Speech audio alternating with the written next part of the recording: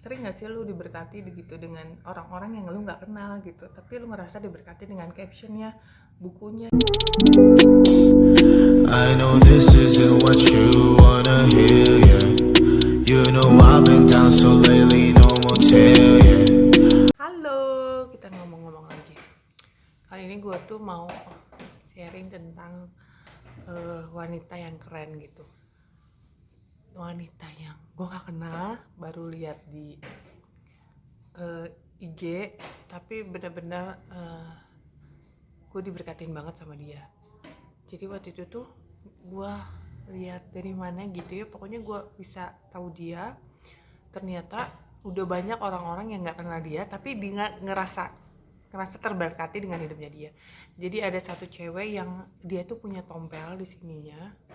Tadinya tompel hitam doang, udah gitu tanpa dia sadar itu kok tompelnya makin gede, udah makin gede, dan udah gitu tumbuh tai lalat. Asalnya satu mungkin jadi 2, terus jadi banyak. Bagi dia tuh orang itu nggak sakit, tuh wajar dong. Gue juga banyak tai lalat, mamen di sini juga banyak. Dan ya tiap cewek juga pasti punya gitu, dan ada beberapa cewek itu yang banyak tai lalatnya. Dan bagi dia juga it's okay lah, orang tai lalat gue tompel di sini gede, jadi kalau ditutupin mungkin sama kata si ceweknya pakai poni oke lah ya, jadi nggak masalah dan nggak sakit. Dan ya maksudnya secara penampilan tuh lo bisa trik, bisa lu tutupin, dan itu masih oke aja gitu. Mungkin dia lagi, gue nggak tahu pasti gimana, dia pergi ke Bali, mungkin dia jalan-jalan atau entah, terus dia konsultasi nih sama si dokter kulit, gue bisa nggak misalnya ngilangin ini si, bukan tompel ya, ngilangin tai lalat. Dia bilang oh oke. Terus dia cek, ya ini oke sih, nggak masalah, bisa diambil. Akhirnya di laser lah, udah banyak kan ya tai lalat yang di laser, terus udah gitu hilang. Bahkan temen gue tuh bukan di laser, pakai obat hanya ditetesin doang, udah gitu coplok kering dan udah beres gitu.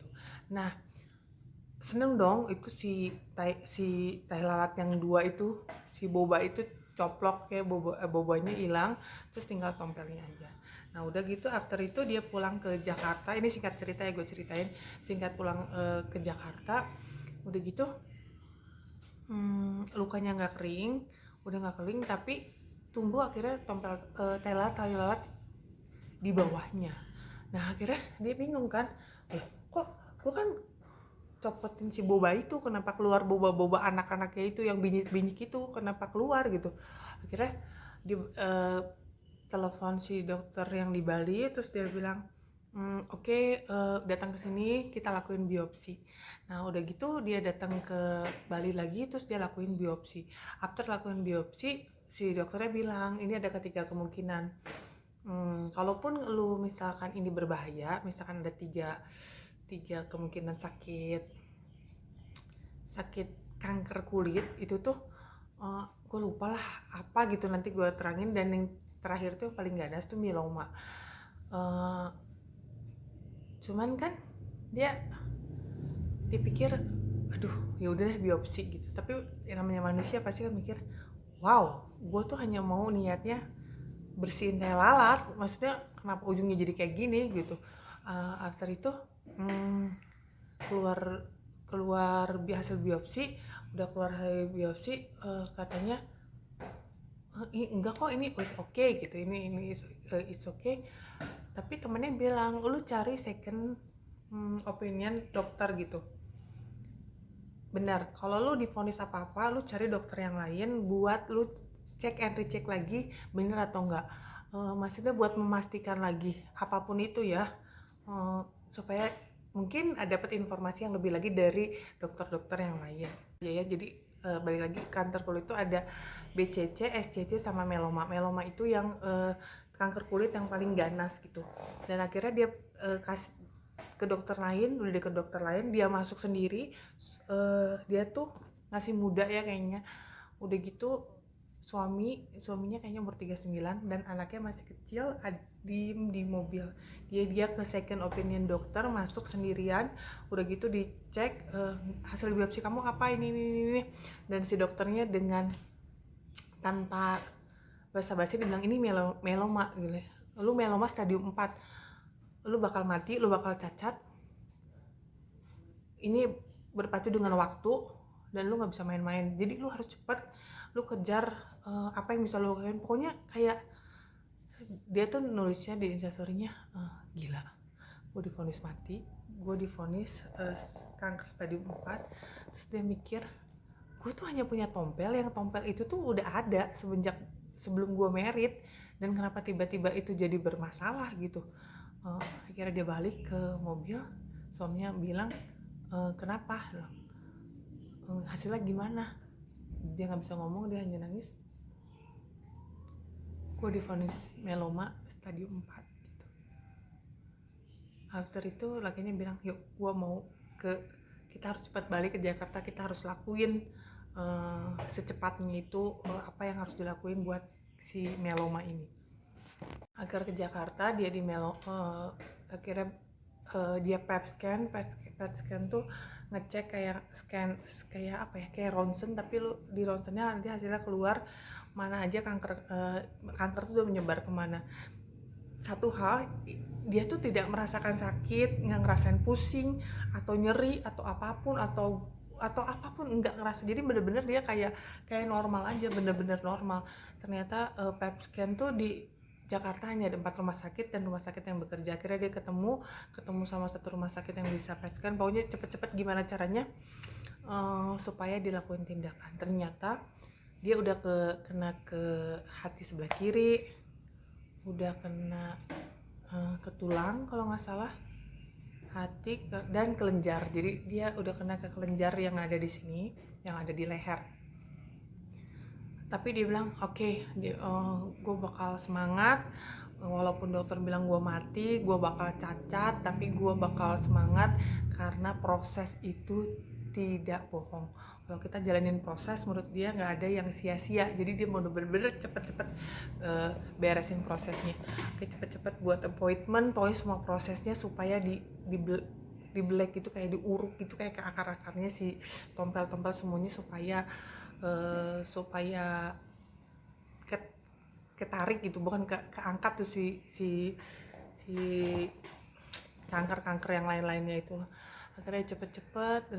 Satu hal yang gue belajar tuh ya, dia bener-bener semangat gitu, walaupun divonis mati dengan keadaannya lu tuh ngerasa lu salah kali. Gue ngerasa oke aja, tapi bener-bener dia lakuin yang semangat gitu. Sebagai ibu-ibu, lu bayangin divonis mati dengan keadaan, gue tuh ngurus anak gitu, ngurus suami, perasaan oke aja.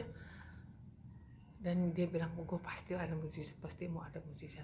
Diangkatlah si tompel itu sama si telat-telatnya, udah diangkat. Tetap optimis. Ternyata hari demi hari dia 6 bulan di Jakarta nggak ngelakuin kemo tapi imuno gitu, ngelakuin imuno. Pokoknya pengobatan apa yang bisa lakuin di Jakarta dia lakuin. Nah, satu ketika nggak tahu kenapa kakinya sakit dan dia nggak bisa jalan dan harus pakai kursi roda gitu. Kadangnya drop dan dia mikir apa gue pergi ke Singapura atau enggak. Kalau ke Singapura ini keadaannya kan lagi COVID ya, dan Singapura tuh ketat, lu mau nggak mau lu tuh harus karantina. Udah karantina, tapi karena posisinya semakin drop, akhirnya dia langsung memutuskan gue bakal ke Singapura. Singapura tuh dia pergi tanpa anak dan tanpa suami, tapi pasti ada yang mendampingi. Nyampe di Singapura, dia tuh nggak langsung masuk rumah sakit. Maksudnya nggak langsung dirawat, enggak, tapi lu harus karantina 2 hari bener-bener di kamar rumah sakit sampai hasilnya negatif, baru udah gitu karantina di hotel atau di apartemen, gue nggak tahu pasti ya. Tapi di situ dia karantina karena dia bilang, ini gue harus lakuin ini, gue harus bayar ini karena gue mau pulang, gue mau ketemu sama anak gue janji sama dia gue bakal pulang, gue bakal sembuh. Jadi bener-bener semangat ya untuk sembuh, walaupun dokter bilang dia bakal mati dan udah stadium 4 gitu. Udah gitu dikasih kemonya, obat kemo beberapa, gue nggak tahu pastinya berapa, tapi udah after itu dia PET scan lagi. Puji Tuhan titik-titik yang ada di titik-titik yang penyebaran kankernya tuh berkurang, jadi bener-bener berkurang. Dan udah gitu dokter bilang oke, lu bisa sembuh, dokternya optimis, lu bisa sembuh, lu bisa oke, tapi gimana kalau lu pakai pesan obat dari Amerika. Bener-bener buat dia, wah oke, pasti sembuh, saya di Singapura, saya pulang pasti sembuh, saya pasti pulang. Dia berserah sama Tuhan, dia berdoa sama Tuhan. Dan then after itu namanya orang lagi sakit ya, pasti up down up down up down, sampai satu ketika dia bener-bener mual, muntah, lemes. Ternyata HB-nya turun, drop. Jadi dia saking dropnya, dia mual, kedinginan, demam, akhirnya harus transfusi darah. Di PET scan lagi, ternyata kankernya yang tadi asalnya udah dikit tiba-tiba jadi banyak banget sampai ke tengkorak, karena dia menyerang, karena udah ke tulang. Jadi dia udah nyerang tulang, udah gitu dia nyerang hati, jadi dia kuning. Udah gitu si dokternya bilang ya pokoknya singkat cerita dia sampai nggak bisa gerak gitu, karena pokoknya ke organ-organ yang vital. Terus dia tanya ke dokter, dok, kaki saya nggak bisa gerak, nggak bisa jalan. Terus dokternya bilang ini, oh kaki, kalau tangan belum kan. Terus dia pikir, hah, jadi gue bakal lumpuh semuanya ya? Iya, ini lumpuhnya bakal permanen. Terus dokternya bilang ini karena makin gila si kanker ini, mieloma tuh ganas, makin cepet. Dia bilang lu nggak bisa tunggu obat dari Amerika, kalaupun ada badan lu tuh nggak bisa terima. Ini gue cerita singkatnya ya. Terus udah gitu, tapi yang dia drop, tapi bilang gue percaya, pasti ada, masih percaya tentang mukjizat gitu. Gue mikir ya, kadang kita sumpah ibu-ibu stres mikirin anak, berjuang gitu, gimana kita bersyukurnya dalam keadaan kita masih di rumah, masih ngurus anak-anak. Kita hanya berjuang gimana manage untuk jiwa kita, mental kita supaya benar. Banyak orang di sana tuh bener-bener berjuang buat hidup dan mati, buat kembali sama anaknya, urus suaminya. Terus udah gitu, yang gue salut lagi, gue keren ya, dia tuh selalu update, selalu cerita apa itu mieloma, harus apa. Terus dia bilang gini, mungkin gue bakal lumpuh gitu, it's okay lah, nanti juga ada suster yang temenin gue, asalnya gue drop, tapi nggak apa-apa, gue masih lihat anak gue. Kenapa gue masih tulis, karena selama tangan gue yang bisa gue gerakin, bisa nulis, selama masih oke, gue mau tulis, gue mau ketik, karena mungkin itu buat jadi berkat bagi banyak orang, dan orang-orang tuh jadi ngerasa tahu gimana kita harus bersyukur untuk hidup ini gitu. Bukan dia tidak bersyukur ya, tapi emang Tuhan percayakan hal yang lebih luar biasa karena dia mampu gitu. Gue mikir iya ya, yang dia bisa tuh ya udah tangan dia, jadi dia gimana caranya buat laku yang terbaik. Ya tangan gue masih ada, ya udah tangan gue aja yang pakai buat ngetik story, buat sharing gitu. Wow, gila ya, karena kakinya dia udah nggak bisa jalan. Mungkin gue sampai ngomong ke laki gue bangunin, gue bangunin lagi, nggak, dia belum tidur. Gue malam-malam gue bilang, lu harus lihat story ini, gimana orang berjuang buat hidup dengan semangat gitu. Tuhan, gue hanya punya tangan gue, jadi tangan gue aja gimana caranya story IG dia tuh jadi berkat. Wow, itu sih gue ngerasa yang itu keren banget gitu, so blessed. Gue diinget lagi ya, apa sih yang gue punya gitu, yang gue bisa lakuin gitu selama gue masih hidup. Kita tuh kan semua masih sehat ya. Dan after itu di Singapura, dokter udah bilang lu ada 2 pilihan. Itu after 5 bulan dia bener-bener fight, tidak ada kata mundur, tidak ada kata menyerah, bener-bener positive thinking. Akhirnya dokter bilangin, ini dokter yang positif juga, dibilangin ke dia, lu punya 2 pilihan. Lu stay di sini, lanjutin pengobatan, tapi transfusi darah susah kalau di Singapura, dan lagi covid ini susah, dan iya maksudnya rada ribet, dan meninggal lu di Singapura. Kedua, lu balik ke Indonesia, lu dapat transfusi, lu deket sama keluarga lu, dan lu meninggal di Indonesia. Jadi 2 pilihan, lu meninggal di Singapura atau meninggal di Indonesia. Dia bilang wow ini pilihan ya, dia bilang karena di situ dia tolak kemo katanya, karena awalnya dia tolak kemo karena kemo tuh makin bener atau enggak, karena gue nunggu obat Amerika.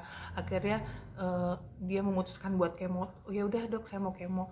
Pas udah mau kemo dokter bilang udah nggak bisa, bahkan lu nggak bisa kemo lagi, ini tuh udah detik-detik lu tuh udah kritis, badan lu nggak bisa terima karena dia udah muntah darah, udah mimisan, udah bener-bener ya masa udah drop gitu. Bahkan waktu di Jakarta tuh dia hampir ya 3 hari full dengan morfin karena kesakitan banget gitu.